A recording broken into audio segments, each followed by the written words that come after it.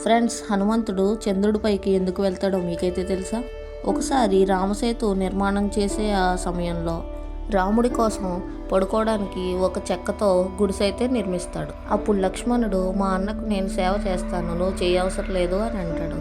అప్పుడు హనుమంతుడు, నా ప్రభువుకు నేను సేవ చేయడంలో తప్పేంటి అని అంటాడు. అలా ఇద్దరు గొడవ పడుతూ ఉంటారు. అప్పుడు రాముడు అక్కడికి వస్తాడు. అప్పుడు రాముడు హనుమంతుడితో, ఈ పనిని లక్ష్మణుడికి వదిలే హనుమ, నీకు వేరే పని చెప్తాను అని అంటాడు. రాముడు ఎలా అంటాడు, నువ్వు నాకు మాత్రమే కాదు మన వానరసేన మొత్తానికి కాపలా కాయు అని అంటాడు. అప్పుడు హనుమంతుడు సరేనని ఒక పెద్ద చెట్టుపైకి ఎక్కి అలా కూర్చుంటాడు. కానీ ఆ చెట్టుపై వానర సైన్యం మొత్తం కనిపించక ఎక్కడికి వెళ్దామని అలా చూస్తాడు. అప్పుడు పైన చందమామ కనిపిస్తుంది.